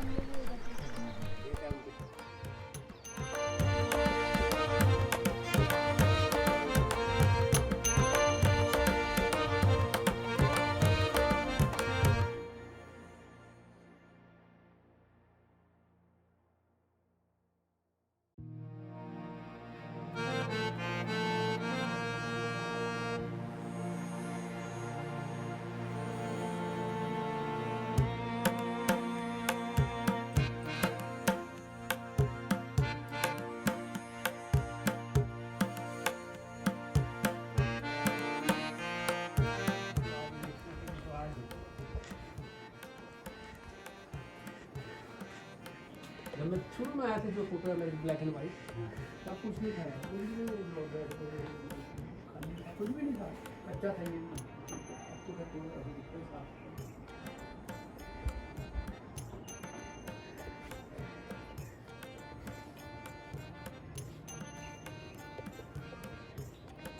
अब धौरा गांव के बाद हम आ चुके हैं पांडवों की गुफा कहे जाने वाले स्थल को। अब अंकल यहाँ गुफा के बारे में आपको बताएंगे कुछ। देखिए, आपने जैसे सुना होगा, आप अगर महाराष्ट्र में जाए औरंगाबाद ज़िले में, तो वहाँ अजंता एलोरा की गुफाएं, और वहाँ पे बहुत ही प्राचीन बने और इतनी बारीकी से वहाँ कारीगर हुआ है। शिव जी का मंदिर है वहाँ पे, जिसको विदेश के लोग भी कहते हैं कि ये एलियंस ने बनाया। लेकिन यहाँ पर ऐसा कुछ नहीं है। ओवर द ईयर्स आप सोचो, इनको इसका जो नाम है वो पांडव गुफा कहते हैं। तो पांडव जब आए होंगे 5000 वर्ष पहले, तो यहाँ रहे हैं वो पे। तो ये प्रिमिटिव टाइप की गुफाएँ हैं, इसमें ज़्यादा वो नहीं किया गया। लेकिन आप देख सकते हैं यहाँ यज्ञ हुए हैं, अग्नि जलाई गई, यहाँ पे कई यज्ञ और पूजा थी। तो धुएं से ये काले दिख रहे हैं आपको। हज़ारों बार यहाँ पे पता नहीं कितने लोगों ने यहाँ पे तपस्या करी होगी और हवन किए होंगे और यज्ञ किए होंगे। तो वो यहीं पे देखते हैं। यहाँ मंदिर तो नहीं बनाया, क्योंकि ये जो पहाड़ की संरचना है, हजारों वर्ष लाखों वर्ष पहले यहाँ यमुना बहती होगी। आप देख रहे हैं ये सारा जो तलछट है, जो यहाँ का समुद्र जो नदी में मिलते हैं, ये पत्थर है नदी का, तो करोड़ों साल पहले यहाँ नदी बहती होगी उस समय। तो अब नदी धीरे धीरे सामने आप देख रहे हैं, यमुना नदी काफ़ी दूर चली गई, यहाँ से करीबन 5-6 किलोमीटर दूर चली गई। और लेकिन उसके बाद फिर समय समय पे जो भी यहाँ लाखा मंडल आता था, पहले यहाँ कोई मकान नहीं थे। जो आज हम लाखा मंडल गांव देखते हैं, यहाँ पे छोटे मोटे कोई मकान आदिवासियों के रहे होंगे। लेकिन ज़्यादातर जो शिव जी की पूजा करने आते थे या जिन्हें इंग्लिश में हर्मिट कहते हैं, या जो ऋषि मुनि थे जो ये यहाँ यज्ञ करने आते थे या शिव जी की आराधना करने आते थे, वो सब इन्हीं विभिन्न इस पूरी पहाड़ी पे गुफाएं उनमें रहा करते थे। और इसके पीछे आज से करीबन कुछ वर्ष पहले खुदाई हुई थी, तो यहाँ पे 15-20 समाधियाँ भी मिली थी। और वो समाधियों की जो डेट निकाली थी आर्कियोलॉजिकल वालों के समय से कि वो कितनी पुरानी, तो 2800 से लेकर 3000 वर्ष पुरानी उसमें थी। और कई तो उसमें वैसे भी थे जिनको वैसे ही समाधि दे दी थी, तो वो कंकाल मिले थे जो तो हड्डी का, तभी कार्बन डेटिंग हुई है, तो उससे उसकी एग्जैक्ट डेट पता लगी। उस समय जैसे आज भी साधु सन्यासियों को आगे के अग्नि में के सुपुर्द नहीं किया जाता, उनकी जो डेड बॉडी होती है उसको दबा दिया जाता है, उसको संस्कार वो है कि उनको धरती के अंदर उनकी देह को दफना दिया जाता है, दबा दिया जाता है, जैसे छोटे बच्चों के साथ। तो अपने आप में ये एक ऐतिहासिक जगह में हम खड़े हैं।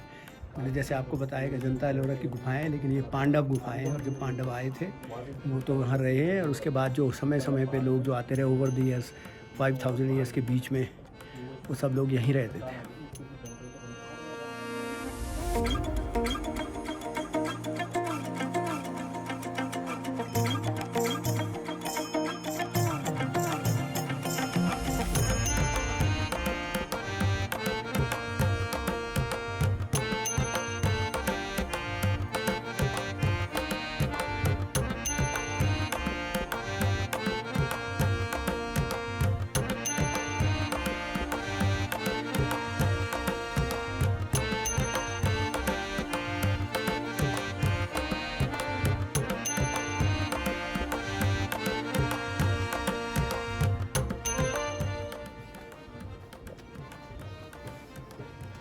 कि जैसे कि मैंने आपको पहले बताया, ये गुफाएं हैं, हज़ारों वर्ष से यहाँ पे तपस्या होती थी, और जैसे पांडव तो यहाँ रहे हैं, उसके अलावा भी अब इतनी प्राचीन जगह है यहाँ तो देवी की स्थापना हो गई है यहाँ पे, और ये गर्भगृह बन गया है। इधर भी आप देख सकते हैं काली है, इधर माता जी है, और अखंड ज्योत जलती है यहाँ में मंदिर में, पूरे साल जलती है, पता नहीं कितने वर्षों से जल रही है। धीरे धीरे इसमें परिवर्तन भी होता जा रहा है, लेकिन जब मैं यहाँ से आज से 50 वर्ष पहले आया था तो तब यहाँ कोई नहीं रहता था। गुफाएं लेकिन इसी रूप में थी, थोड़ी थोड़ी कम होती जा रही है। जैसे आप देख रहे हैं नीचे, ये नीचे इसका टुकड़ा गिर गया टूट के, तो समय के साथ ये यहीं से निकला है। और ये जो आप ऊपर देख रहे हैं ये शिलाजीत है, ये शिलाजीत है ऊपर, जहाँ पे जाना मुश्किल है। ये देखिए शिलाजीत टपकती है यहाँ पर, और वो जानवर यहीं पे जाके उसको काटते हैं, लेकिन हमारे लिए असंभव है। हमारे को पुजारी जी ने भी बताया कि यहाँ पे तो जाना मुश्किल है। और ये बहुत ही जब प्राचीन पर्वत हो जाते हैं, वहाँ से पर्वत का रस होता है, ये पर्वत का रस टपकता है, वही उसी में तभी शक्ति होती है, क्योंकि पहाड़ में जैसी शक्ति होती है, पहाड़ जैसे सॉलिड होता है वैसे ही इसकी शक्ति होती है शिलाजीत की, अगर ये शुद्ध रूप में मिल जाए। यहाँ है, हम देख पा रहे हैं, लेकिन हम इसको निकाल नहीं सकते हम तो। लेकिन हम इस मकसद से यहाँ आए भी नहीं हैं, हम तो यहाँ इसका दर्शन करने आए हैं गुफाओं के। जब प्राचीन ये इसका पहाड़ों का रस होता है, जो शिलाजीत होती है पहाड़ों का रस होता है, निचोड़ होता है उसमें, तभी उसमें इतनी ज़्यादा शक्ति होती है। और ये कई का उसमें होती है, युगों युगों से इसका इस्तेमाल हो रहा है। और प्राचीन जो ऋषि मुनि जैसे जो यहाँ तपस्या करते थे, वो लोग यही प्राकृतिक चीज़ें ही तो खाया करते थे, जिससे 6-6 महीने उनको भूख ही नहीं लगती थी। कई जड़ी बूटियाँ हैं ऐसी, यहाँ आप हिमालय में भी जाइए, आगे जाइए तो जैसे आप सातों पंथ जाएँ या स्वर्गारोहणी जाएँ या हिमालय के और चोटियों में जाए, तो वहाँ पर ऐसी जड़ी बूटियाँ हैं जो ऐसे खा लो तो 6-6 महीने तक आपको भूख महसूस नहीं होगी। तो उसी का एक ये पार्ट जो आप देख रहे हैं, ये शिलाजीत है। शिलाजीत को तो आप जानते ही हैं, बहुत ही अमूल्य चीज़ है, और अगर असली मिल जाए, शुद्ध रूप मिल जाए, तो वो तो एक तरह से अमृत समान है। देखिए एक मान्यता ये है कि यहाँ पे पार्वती जी ने भी तपस्या करी है यमुना के किनारे। ये जो गुफाएं हैं, जैसे आप वैष्णो देवी में भी देखते हो, और ये इसके यहाँ एक ये मान्यता बहुत प्रबल रूप से यहाँ पे प्रचलित है कि माँ पार्वती ने भी यहाँ पर तपस्या करी है, कई वर्षों तक शिव जी की तपस्या करी है। और बिल्कुल सामने आप देख सकते हैं यमुना बह रही है। तो इससे आदर्श जगह तपस्या करने के लिए कोई नहीं थी, ना ज़्यादा यहाँ गर्म है ना ज़्यादा ठंडा है, और सामने यमुना माता बह रही है, और गुफाएँ तो प्रकृति की देन है। तो पार्वती जी ने भी शिव को जब प्रसन्न करा था, तो जब विभिन्न स्थानों पे तपस्या करी थी, एक स्थान ये भी था उसमें से।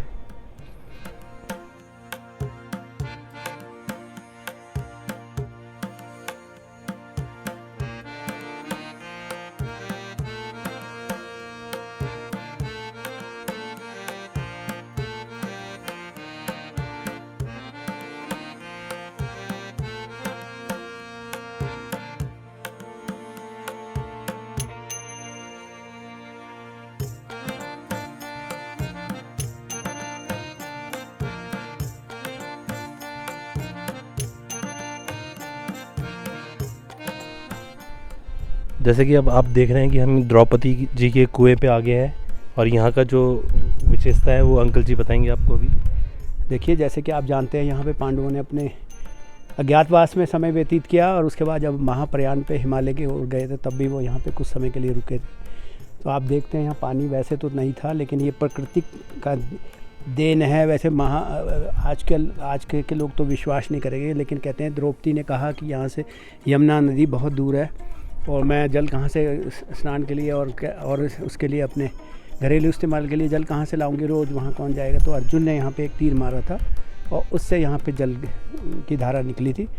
हज़ारों साल, जो 5,000 साल चले गए, वहाँ से इन लोगों ने यहाँ पे इसका इस्तेमाल किया। जो साधु सन्यासी आते थे यहाँ पूजा पाठ किया करते थे, यज्ञ करते थे, उन्होंने भी इसी कुएँ से पानी लिया। ये आप खुद देख सकते हैं, यमुना यहाँ से काफ़ी दूर है और ये संभव नहीं था उस ज़माने में कि यहाँ जंगली जानवर भी होते थे और वैसे भी असंभव था इतनी दूर रोज़ जाना और फिर ऊपर 5 किलोमीटर जल लेके आना। ये तो अपने आप में आश्चर्य है। इतनी ऊंचाई पे देखो, कुएं हमेशा नीचे बनते हैं। कुएं का एक वो होता है कि चारों तरफ से जब पहाड़ होता है और बीच में सेंटर में पानी इकट्ठा होता है, लेकिन ये उल्टा है, ये ग्रेविटी के अगेंस्ट है। हिल के ऊपर कुआं बना हुआ है। ये अपने आप में एक अचंभा है, आश्चर्य की बात है। और जैसे हम बोलते हैं, लोग ज़्यादातर माइथोलॉजी बोलते थे, मैं लेकिन इसको मानता नहीं, क्योंकि हमारी माइथोलॉजी हमारा इतिहास है और वो तो पश्चिमी विद्वानों ने हमको बेलिटिल करने के लिए, हमें नीचा दिखाने के लिए हमारी हर बात को उन्होंने हंसी में उड़ाया। लेकिन ये सच है, सच को साक्ष्य को सामने आपके दिखाई दे रहा है। आप देख सकते हैं इसकी संरचना जो हुई होगी लगभग 500-600 वर्ष पहले की। तो ये इसकी रिपेयर जब हुई होगी तब भी उसमें चूना लगा हुआ है और हो सकता है 1000 साल पहले का जो हो, ये हम देख रहे हैं जो इसके नीचे का हिस्सा है। ये तो आजकल इसका ये अभी वर्तमान में इसकी अभी दोबारा रिपेयर कर दी। इसके चारों तरफ वृक्ष थे पहले और ऐसे वृक्षों की बेलें ऐसे नीचे गई हुई थी जब मैं शुरू में गया। फिर 99 में मैं फिर आया था, मैंने जो इसका उस समय चित्र खींचा था तो जो आज है उससे तो बिल्कुल विभिन्न था। लेकिन अब ये इन्होंने इसको ऐसा करा दिया।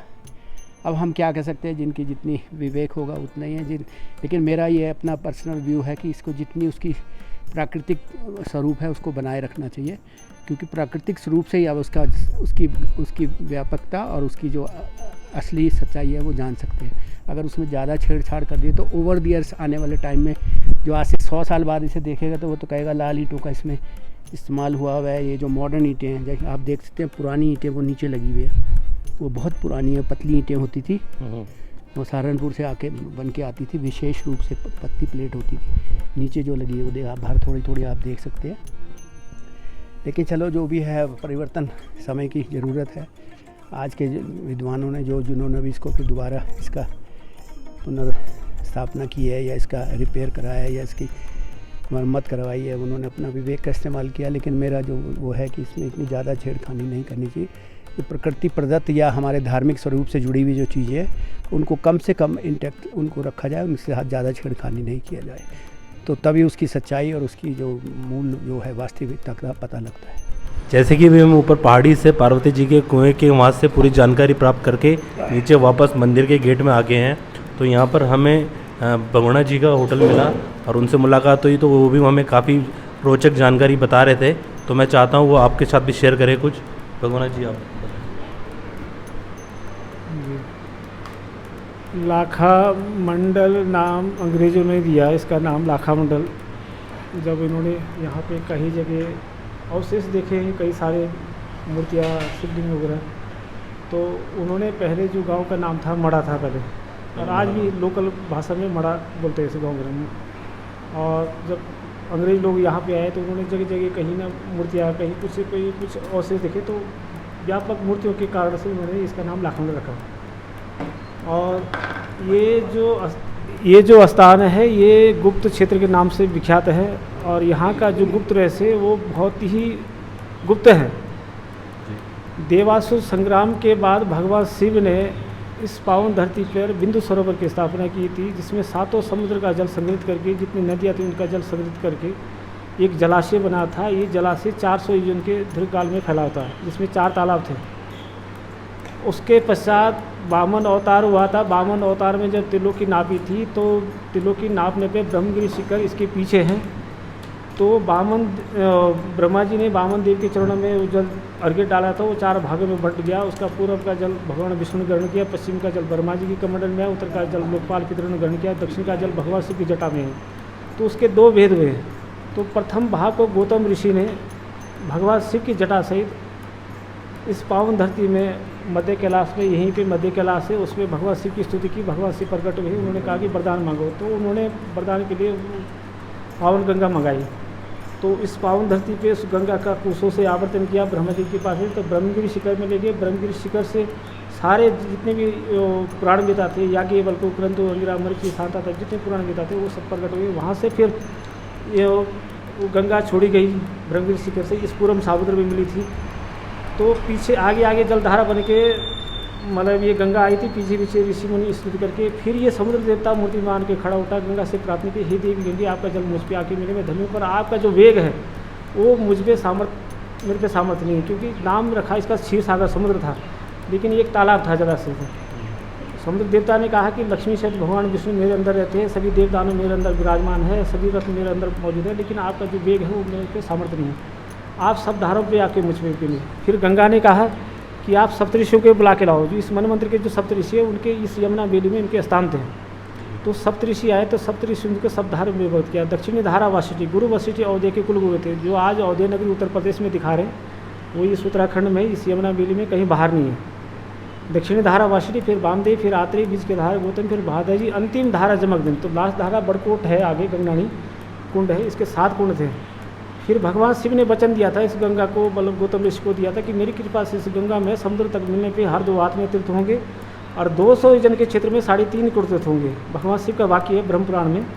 और भगवान शिव ने उनको कहा कि तीर्थराज समुद्र से बढ़कर ना तीर्थ हुआ न कभी भविष्य में होगा। तो जो मूल तत्व है वो इसमें समा रखा है, जिसमें 5 करोड़ शिवलिंग है और 3.5 करोड़ तीर्थ है, जबकि तीनों लोगों में 3.5 करोड़ तीर्थ है, लेकिन इसमें अलग से 3.5 करोड़ तीर्थ है। तो उसका मूल केंद्र बिंदु ये लाखमंडल है, मूल जो जड़ है ये लाखमंडल है।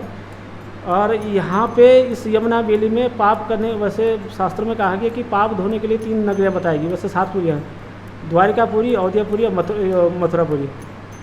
तो भगवान नारायण की अंतिम पुरी अयोध्यापुरी बताई गई है, वो भगवान नारायण ने अपने चक्र पे स्थापित कर रखी है। और वहाँ अक्षय वट है जो भगवान नारायण का स्वरूप है, जिस वट वृक्ष के नीचे जाने से अगर किसी ने ब्रह्म हत्या गौ हत्या की तो पल भर में उसका हो जाएगा।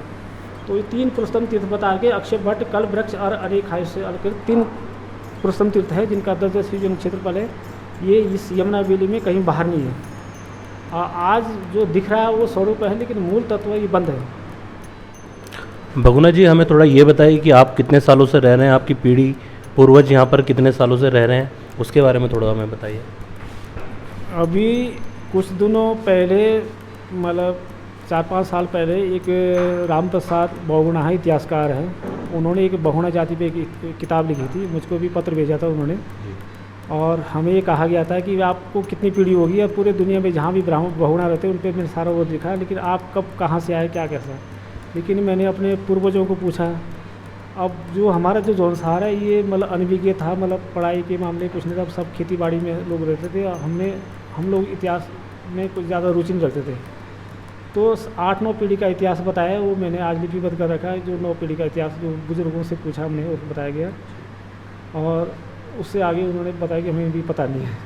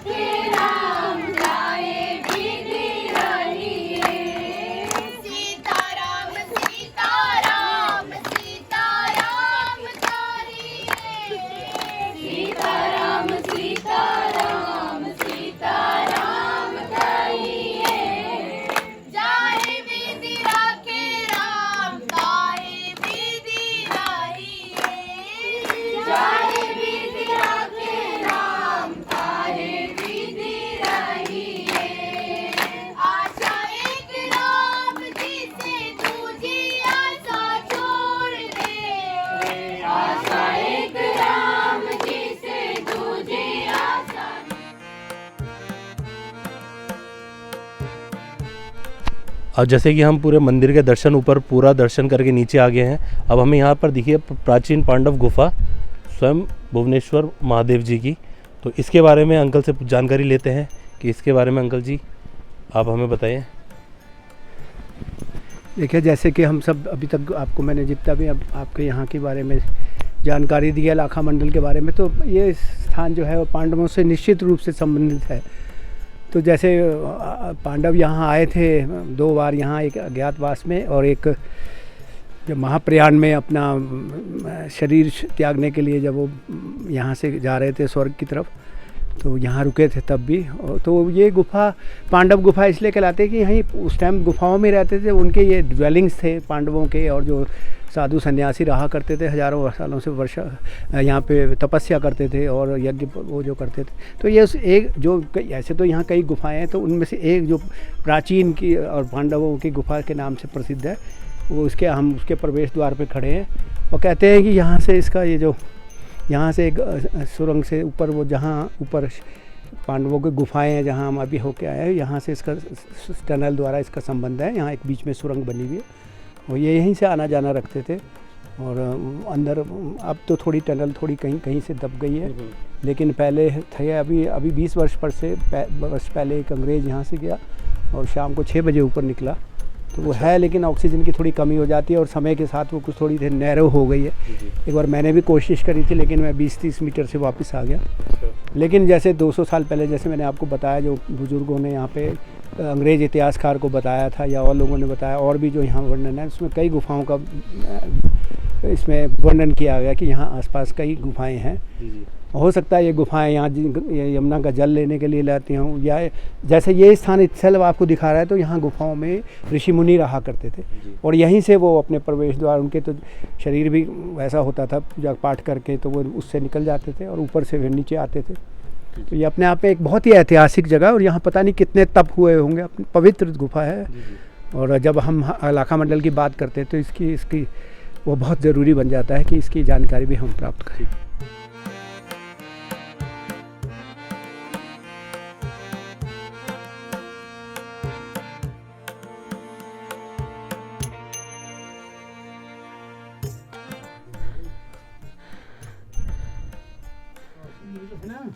ये सुरंग फिर आगे मिल जाती है ना, वो देखो उसका दूसरी सुरंग का प्रकाश दिख रहा, वो देखो वो नहीं खड़ी जो इधर से घूम के गई। हाँ, पानी बर्फ के पहाड़ बिल्कुल जैसे वो नहीं अमरनाथ में बर्फ के पहाड़, वो देखो टपक भी रहा है, वो देखो टपक रहा है जल। बस इतनी एरिया में जो पूरी बर्फ बनती है, अभी तो इतना ठंडा है। अच्छा, ये सामने वाला ये वो देखो वो देखो जल ऊपर और नीचे को जॉइंट कर रखा है, वो देखो जल टपका देखा। और वो ये जो गुफा इधर से गई वो लास्ट में दिख रहा है, वो यहीं मिल जाती है, वो यहाँ से फिर आगे मिल जाती है जो इधर से जाती है। ये देखो पसीना आ रहा पत्थरों पर, शिव जी के चमत्कार, शिव जी जाए। अच्छा, ये है वो मैं इससे गया हूँ अंदर, मैं यहाँ से अंदर गया हूँ, काफ़ी दूर से वापस आया। जब एक तो पीछे मेरे कोई नहीं था बैकअप, ये देखो सुरंग जारी, देखो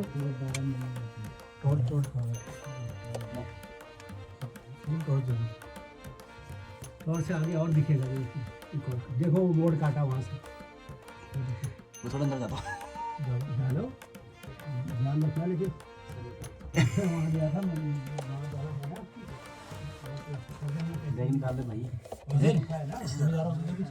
मैं टॉर्च लगाता हूँ ना, थोड़ा सा ज़रा ज़्यादा नहीं, इसको बाहर आना।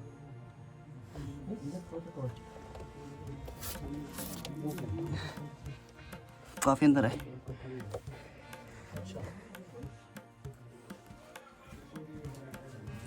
जैसे कि आप देख रहे हैं हम गुफा में आ चुके हैं और यहाँ पर हमें पंडित जी मिले हैं। अब पंडित जी यहाँ के बारे में आप लोगों को कुछ बताएंगे। पंडित जी।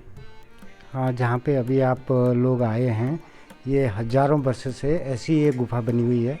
और हमारे जो बुजुर्ग है वो भी ये बोलते थे कि यहाँ जो पहले से ये पूरा धुएं का जैसे यज्ञ हुए यहाँ बहुत पहले से। और जिन्होंने भी मतलब पांडवों ने यहाँ बोलते कि गुप्तवास किया था। और जब वो गुप्तवास में गए राजा विराट के यहाँ, तो 1 वर्ष इसी जौनसार के ही क्षेत्र में वो घूमे थे। और जो अर्जुन ने या उन्होंने जो भी तपस्या की वो इन गुफाओं के अंदर ही की। और इस गुफा के अंदर मेन जो है आपने अंदर देखा होगा कि एक स्वयंभू शिवलिंग है जिसके ऊपर जल भी टपकता है और पूरा बर्फ़ भी बनता है। अभी थोड़ा बर्फ़ कम है और आने वाले टाइम में ये पूरा में ज़्यादा बर्फ हो जाती है, उतने ही एरिया में जो है बर्फ़ जमती है। वैसे तो यहाँ पे 8-9 सुरंगें हैं, अलग अलग सुरंगें हैं, छोटी छोटी है। और आगे जाके हमें ऐसा लगता है कि वो आगे बढ़ भी सकती है। और हो सकता है कि ये जो सुरंग थी पहले यहाँ पे छोटा सा इतना सा छेद दिखता था, लेकिन ऐसा पता नहीं था कि यहाँ अंदर शिवलिंग है। तो हम लोगों ने जो है जैसे उसको हटाया वहाँ से मिट्टी को, तो हमें अंदर जो है शेषनाग के जैसे आते थे दिखे। हमने तो पहले ये सोचा कि यहाँ शेषनाग है, लेकिन जब अंदर जाके देखा तो वहाँ जो है शिवलिंग था। तो उस समय जो है अमरनाथ में बर्फ़ का शिवलिंग नहीं बना था और यहाँ पे जो है ये शिवलिंग निकला था। तो लोग जो है यहाँ बहुत आए कि ये अमरनाथ का जो है दूसरा रूप है, सेकंड अमरनाथ जी है जैसे यहाँ पे निकल रहा है। और ज़्यादा जब बरसात होती है तो थोड़ा बहुत यहाँ पे टपक बनती है अंदर जल की, बाकी ऐसे गिरता नहीं है। हाँ, छोटे मोटे पत्थर छोटे मोटे तो निकल भी जाते कभी, नहीं तो वैसे गिरता नहीं है। तो जैसे पंडित जी हम देख रहे हैं यहाँ पर ये अभी काफ़ी ठंडा है, बाहर तो इतनी गर्मी है, अंदर बिल्कुल ठंडा है। तो गर्मियों में कैसा रहता है? गर्मियों में तो बिल्कुल ठंडा रहता है जी। और जितनी ज़्यादा सर्दी होगी उतना ज़्यादा यहाँ गर्म है। तो आप रात को भी यहीं रहते हैं? रात को भी कभी कभी यहीं रह जाते हैं, जैसे साधु संत आ जाते हैं, भगत लोग आते हैं, जब कोई भंडारे वगैरह होते हैं। अब तो काफ़ी टूरिस्ट आता होगा यहाँ पर? हाँ, टूरिस्ट काफ़ी मात्रा में आता है। जब से ये शिवलिंग निकला है तब से तो जो है बहुत ज़्यादा टूरिस्ट आता है, क्योंकि यहाँ पे जो शिवलिंग है उनके ऊपर जो है पूरे 12 महीने जो है बर्फ़ रहती है और जल भी टपकता रहता है। ये कुदरती है, ये प्राकृतिक। देखिए, जैसा कि मैंने आपको पहले भी बताया कि ये राजा विराट का क्षेत्र रहा। 1 वर्ष जो है इसी जौनसार के क्षेत्र में पांडवों ने व्यतीत किया था। तो उस समय जो है जब गुफाओं में छुपने का कारण भी ये रहा है पांडवों का कि उनको जो है जब अज्ञातवास था, तो उस समय जो है 12 वर्ष का वनवास था, 1 वर्ष का अज्ञातवास था। तो जब अज्ञातवास की अवधि शुरू हुई तो यहाँ पे उन्होंने गुप्तवास किया, क्योंकि ये जंगल के बीच में ये गुफा थी। और इस गुफा के अंदर जो है बहुत सारी सुरंगें ऐसी भी है जो अभी भी कुछ गुप्त रखी गई होगी, क्योंकि आगे जो है मलबा टाइप का ऐसा भरा हुआ है। तो ये भी कारण रहा है कि पांडव जो है 1 वर्ष का जो अज्ञातवास था वो इस समय उन्होंने यहाँ पे बिताया। इन गुफाओं का ये मेन कारण रहा है। और जब उनको गुरु हत्या, ब्रह्म हत्या, कुल हत्या का ये जब दोष लग गया था तो उसके निवारण के लिए भी वो इस क्षेत्र में आए थे। पांडव लोग जो है एक बार नहीं आए, यहाँ पे कई बार आए। जो इस क्षेत्र में वो उन्होंने जो है यहाँ 1.25 लाख शिवलिंग बताते कि वो इस क्षेत्र में स्थापित किए थे। और प्रथम भोलेनाथ के भी दर्शन उनको इसी क्षेत्र में हुए थे। यहाँ से फिर वो केदारकांठा गए, फिर यमुनोत्री, फिर गंगोत्री। तो केदारनाथ में भी जो है भगवान ने उनको इस पर दर्शन दिए, वहाँ जो है भैंसे का रूप धारण किया। तो उसको जो है उन्होंने पुच्छ वाला ही हिस्सा छुपाया था, तब उनका पाप मोचन हुआ था। ये जो है केदारखंड में केदार मंडल इसका नाम आता था पहले, आज इसका नाम है लाखा मंडल। ये लाखों शिवलिंगों के लिए भी लाखा मंडल नाम पड़ा। अब जैसे लाखा मंडल से हम पूरा नीचे रोड में आगे हैं, मसूरी जा रहे थे, तो बीच में हमें एक यहाँ पर गंगनानी नामक स्थल मिला है और इसके बारे में अंकल कुछ रोचक कहानियाँ बता रहे थे हमें। तो अंकल से पूछते हैं। अंकल जी, आप बताएं इसके बारे में। देखिए, आपको कई बार अब जैसे मैं यहाँ बता चुका हूँ कि वो जो लाखा मंडल है वो पांडवों का स्थान है। पांडवों ने यहाँ पर कई वर्ष मतलब अपना काफ़ी समय व्यतीत किया, जब वो अज्ञातवास में भी थे और जब यहाँ से वो वहाँ प्रयाण कर रहे थे। लेकिन जब वो वहाँ ऊपर रहते थे गुफाओं में, तो उनको जल की आवश्यकता हुई। और यहाँ यमुना का जल तो था लेकिन गंगा का जल नहीं था। तो द्रौपदी ने उनको कहा कि मुझे गंगा जल भी चाहिए। तो फिर अर्जुन ने यहाँ पे उनकी आज्ञा का पालन करते हुए तीर मारा वहीं से लाखा मंडल से। और ये जब से 5000 वर्ष हो गए वैसा ही पानी बह रहा है, बिल्कुल ना इसमें एक कम होता है। मैं 50 वर्ष पहले जब यहाँ आया था तब भी ऐसा ही था, और तब तो ये प्रिमिटिव स्टाइल, अब तो यहाँ ये मंदिर बन गया या यहाँ गाड़ियाँ रुकती है या लोग नहाते हैं जाते हैं, उनको इतनी जानकारी। लेकिन प्योर गंगा का पानी है, गंगनानी का मतलब गंगनानी, गंगा का पानी। तो और ये गंगा है, इधर आपके ये बाएं हाथ में यमुना है। तो ये अपने आप ही एक तीर्थ स्थल हो रहा है, संगम हो रहा है यहाँ पे। तो यहाँ जब यहाँ से फिर वो गंगा जल ले जाते थे और वो उससे स्नान करते थे और अपने दैनिक कार्य पूजा पाठ किया करते थे। तो ये गंगा का पानी है, तभी इसका नामकरण यही हुआ और हज़ारों साल से यहाँ पे आते रहे। और सबसे बड़ी विशेषता ये, साल में 12 महीने इसमें ना पानी की जल मात्रा में कमी होती है, इसका प्रभाव ऐसे ही बना रहता है। ऐसे ही धारें आज से 50 साल पहले भी ऐसी बह रही थी और आज भी वैसे ही बह रहा है। और चाहे कितनी कम बारिश हो, कम बर्फ़ पड़े, स्नोफॉल ना हुआ, लेकिन ये जलधारा कभी नहीं सूखती, क्योंकि आप जानते हो इसमें दैवीय शक्ति है। अर्जुन द्वारा खुद इसको तीर मार के निकाला गया। आज की जनरेशन को तो विश्वास करना ज़रा थोड़ा मुश्किल होगा, लेकिन ये आंखों देखिए। और ये जैसे महाभारत काल से ये सारा क्षेत्र जो है संबंधित है। और यहाँ पे ये जो पीछे हम देख के आए, वहाँ 5 नदियों का संगम होता है। इसके लाखा मंडल के बाईं तरफ से गोमती नदी, गोमती घाट आता है, उससे उस पूरब उधर की तरफ आता है, उत्तर की तरफ रिखनाल घाट, और इधर से फिर एक ऋषि गंगा आ रही है। 4-5 नदियाँ यमुना मिलके पंच नदी का एक संगम बनता है। और यहाँ पे जैसे बर्निंग घाट तो अंग्रेजी वर्ड भी हो सकता है, जैसे बर्निंग घाट होता है ना, जैसे कि जहाँ वो डेड बॉडीज जलाई जाती है, हो सकता है उसकी वजह से। पर गाड, मेरे को लगता है गाड उसको कहते हैं, रिवर को जो रिवुलेट होते हैं ना, छोटी नदियाँ होती हैं, उनको गाड कहते हैं। तो बर्नी गाड होगा, उसका बर्नी का नाम नदी का नाम होगा वहाँ पे, लेकिन एक इंग्लिश नाम भी उसे परिलक्षित होता है। उसकी अपनी विशेषता है कि वो 5 नदियों का संगम है और उसी के ऊपर एक लाखी नाम का स्थान है, लाखी वन है।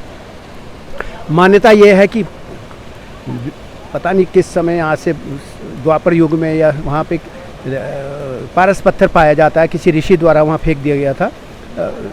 तो वहाँ कई लोगों ने कोशिश करी उसको ढूंढने की, और कईयों को छोटा मोटा, जैसे किसी की दराती घास काटते समय सोने की बन गई, या किसी की बकरी के पैर में अगर घुंघरू बंधे हैं तो वो सोने के हो गए।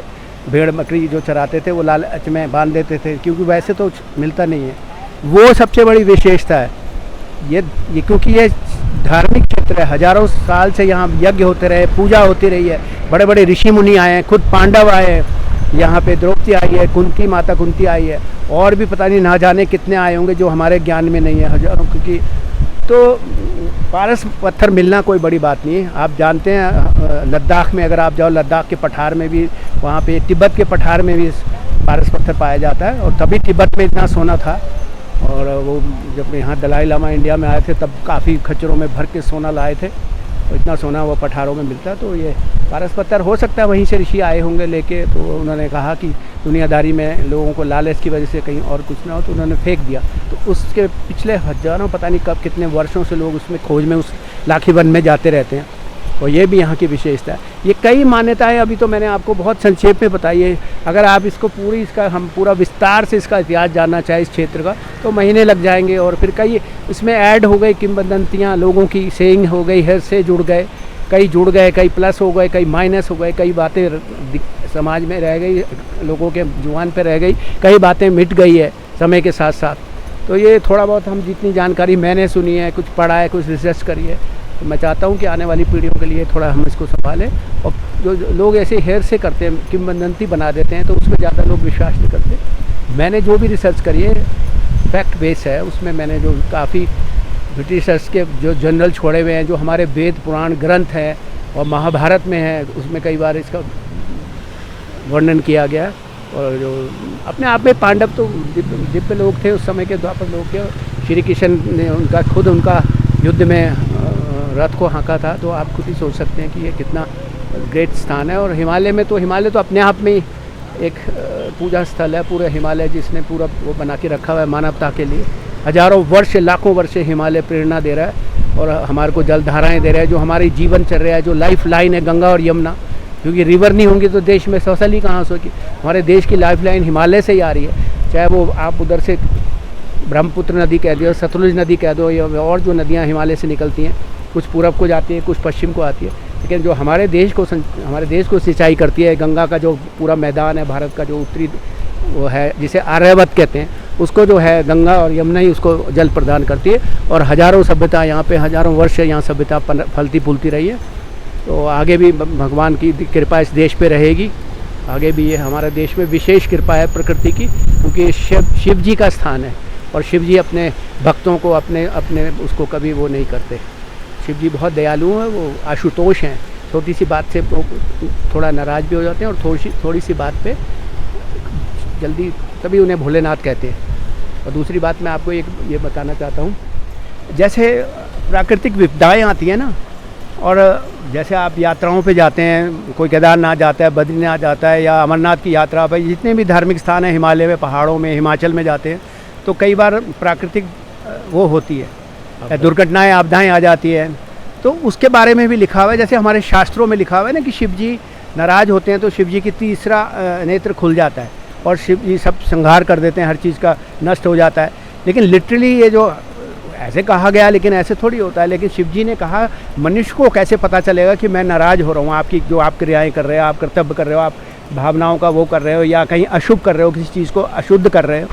तो ये जो प्राकृतिक विपदाएँ आती है ना, एवलांच आते हैं, या पहाड़ आते हैं, या बहुत ज़्यादा बर्फ़ पड़ जाती है, या वो आपके लैंडस्लाइड हो जाती है, और कभी बहुत ज़्यादा बारिश हो जाती है, जिसे कहते हैं ना आपदा आई है, तो ये शिव जी का एक गण है। जब ये एक आदमी को समझना चाहिए कि देवता हमसे नाराज़ हो रहे हैं, हम ज़रूर कोई ना कोई गलत काम कर रहे हैं, चाहे प्रकृति का दोहन ही हो, चाहे अति, हर एक चीज़ की अति ज़्यादा होती है। तो मेरी बात बहुत बड़ी लगेगी, लेकिन मैं एक संदेश देना चाहता हूँ इस बात में कि आदमी अपने को लालच थोड़ा कम रखे, प्रकृति का दोहन कम करे। और जैसे ये हमारी मान्यता चले आ रही है कि शिव जी नाराज़ होते हैं, ये शिव जी दिखा रहे हैं, शिव जी दिखा रहे हैं, समय समय पे दिखा रहे हैं कि इतना ज़्यादा वो ठीक नहीं है। आप अगर पूजा करने आए तो पूरी पूजा की भावना से आइए, और उसको बिना किसी प्रकृति को और किसी चीज़ को नष्ट किए गए, नुकसान पहुँचाए हुए पूजा करके चले जाओ। लेकिन आज की जनरेशन जो है वो बहुत उसमें रहती है, तो धीरे धीरे तभी प्रकृति अपना विभत्स रूप भी दिखा रही है, जबकि प्रकृति बहुत दयावान है। इसी प्रकृति ने हमें सब कुछ दिया है, लेकिन यही प्रकृति जब अपना विकराल रूप और विनाशकारी रूप दिखाती है, तो फिर इस तरह से विनाश भी होता है, भूकंप आते हैं। ये भी एक उस प्रकृति का बहुत बड़ा वो है। हमारे हिंदू धर्मशास्त्र में, हमारे हिंदू दर्शन शास्त्र में ये सब कुछ लिखा हुआ है। पहले से हमारे ऋषि मुनियों ने, हमारे वेदों में, पुराणों में सब कुछ लिखा हुआ है। आदमी को सिग्नल दिए हैं, मनुष्यता को सिग्नल दिए कि क्या करना है, डू एंड डोंट। लेकिन बस मेरा यही संदेश है, इस जो हमने लाखा मंडल के ऊपर थोड़ा बहुत जानकारी लोगों को दी है, तो उसमें ये संदेश मैं देना चाहूँगी कि भगवान की अगर आप पूजा करने आओ तो पूरे 100% भगवान की पूजा ही करने आओ, और प्रकृति को मिनिमम नुकसान पहुँचा के आप अपने यात्रा पूरी करें। तो दोस्तों, होप आपको ये जानकारी अच्छी लगी होगी, और ऐसे ही हम आगे वीडियो बनाते रहेंगे, और आप हमारा चैनल लाइक एंड सब्सक्राइब कीजिए, और अच्छी वीडियो हम उस पर अपलोड करते रहेंगे। धन्यवाद।